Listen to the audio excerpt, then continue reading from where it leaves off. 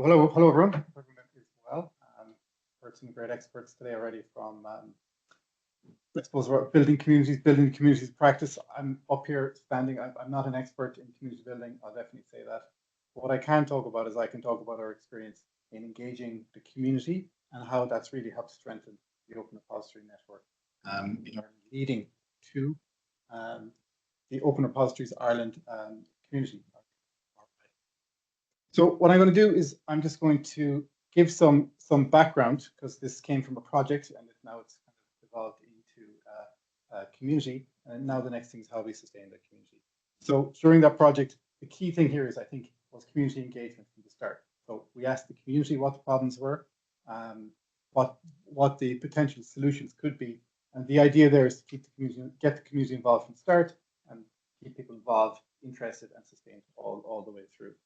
And then where we are now, and it touches on a lot of stuff that was said already today. I think, how do we sustain it? How do we tie it into what's going on already? You've heard enough. I'm not going to go into too much detail here. I'm just going to say that this was one of the 2022 project, and the project's title was to strengthen and align the open repository. This you're all familiar with this. I won't labor on here. On theme 2, which is about open access and achieving 100% open access. This is where this project came from. And this isn't just spring out of the air, obviously.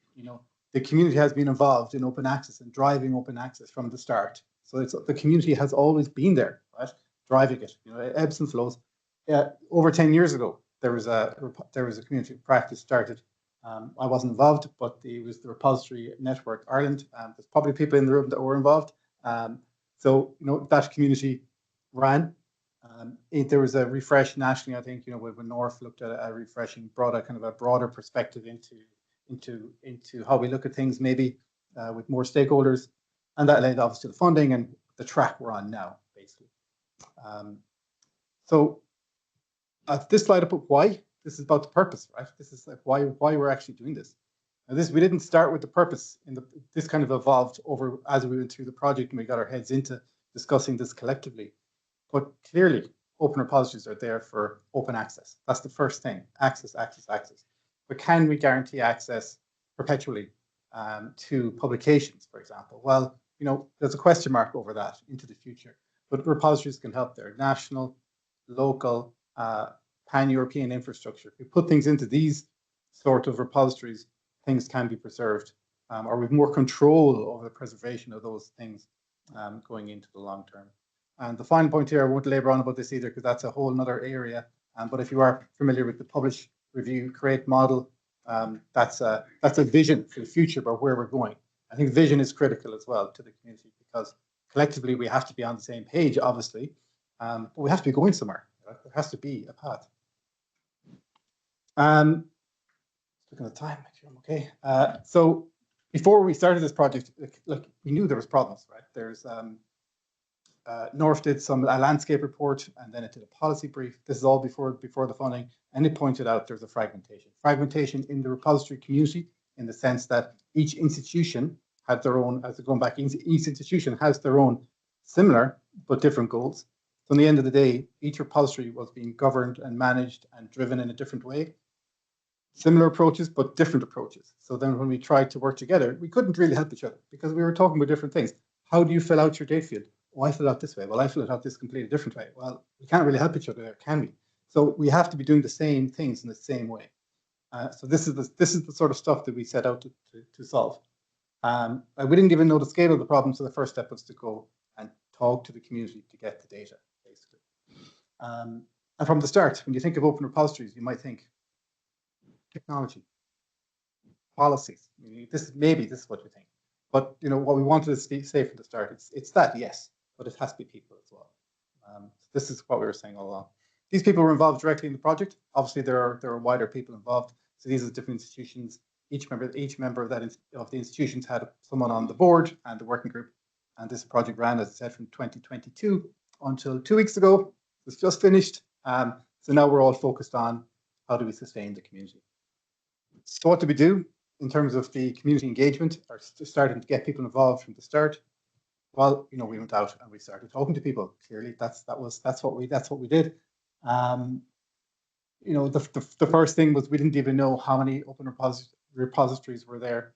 So we did an inventory first, the call and things like that, then surveyed all of those repositories, added on to that interviews, so we're building or qualitative data, brought in all the previous good work that was going on as well. So lots of data to work from.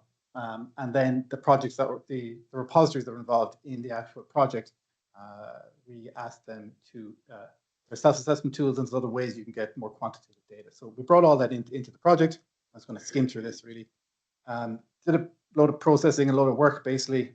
Ended up, it all ended up in this report. Started out with about 300 pages, condensed it down to about 30 pages. There's a link there to Zenodo. In the end of the day, what that all said was there are some key challenges in the community. And they're mainly here on the right-hand side in the big text, right? There is way more in the report, obviously, but the first one would be the metadata challenges that I mentioned. Advocacy for green, you know, and then this really strong desire for a community network. But these are complicated things because when we're talking about metadata, you know, it's not just we need to fix our metadata. We need to agree what we're talking about first, and then take steps to improve that. And when we're talking about advocacy for green, we all have to be talking about the same thing as well. So it goes back to purpose and vision and role and all that kind of stuff. So what do we do? We led to a number of recommendations. You know, one was around metadata. What are we going to do around metadata? Well, we're going to align to a certain standard. The detail is there, and we're going to build a community, build a community network. We're going to create a community of practice, basically. So what we did specifically, I'm just going to jump on here, is the first three were really part of the project, and we did focus a lot on metadata because that was the, I suppose, the most obvious one to resolve. And as a community, we agreed that we're going to go with this OpenAIRE standard. It might have 30 or 40 fields in it. Some of those are mandatory, some of those are recommended, some of those are optional. So we had to agree what we're talking. We had to agree that we are doing these X amount of fields, and then after that, agree that they mean the same thing to us. That if we're talking about this particular date, that it means the same thing across the board, and we're all kind of filling it out in the same way. So we did that in the pilot group. We implemented that in pilot repositories. We created guidance off the back of that, saying, you know, defining what I just basically said there. And I suppose throughout that process, everybody who was involved in that process, the idea is that there should be kind of an uplift of skills there. But this process is still ongoing. It's no way is it finished. And then the other big thing then was the creation of the community, which was launched in December 2024. We haven't officially met yet as a collective, but that's actually happening, right? So I'd say in the next few weeks there'll be a call for a meeting. But what is this community? It's called ORI for short, Open Repositories Ireland, as you will have seen.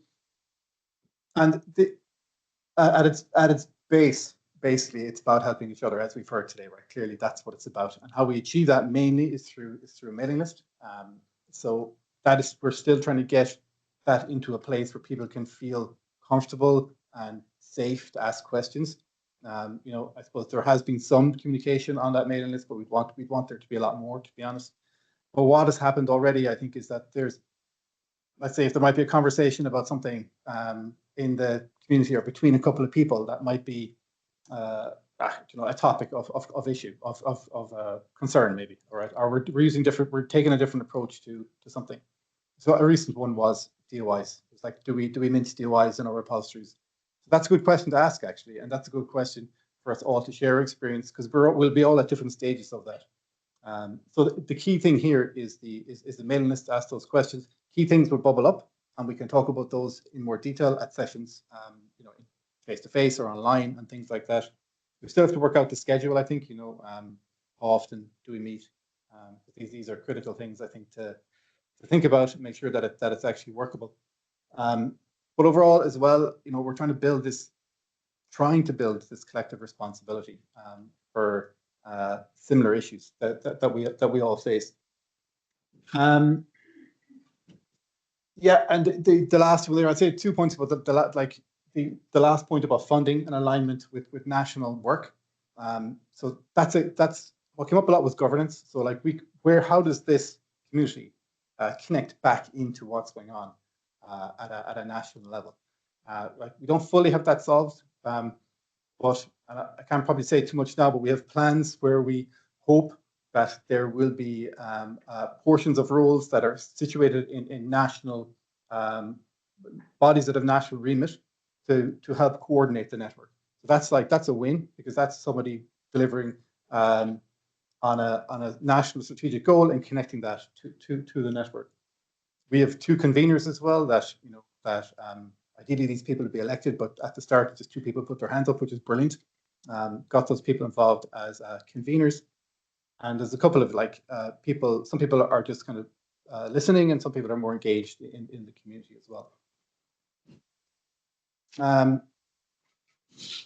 So another thing that was important for us, I think, was the governance and the structure. I think by the nature and what we've heard already this morning is that community practice has to be lightweight. Like, they can't be heavy organizations with governance and rules and things like that. So, we have a very light, open membership model with the community conveners, as I've said, and ideally the central support, somebody to help coordinate the network, so it doesn't fall back on the community to keep the thing turning. This next slide is very busy. I don't. Thanks very much. The idea here is that I'm just showing the different tools that we've created, the purpose for those tools, and then the impact of those tools. The green are the ones that we've kind of done as part of the project, really, and that bleeds a little bit into the repository network as well. If that's an orange, the orange ones are more about programs. We're not going to finish those immediately. Like adopter assistance, that's about getting repositories on board mentally and also technically. Like that'll always be happening, because the standards will evolve and change, and people, that's constant work. And then training programs and things like that.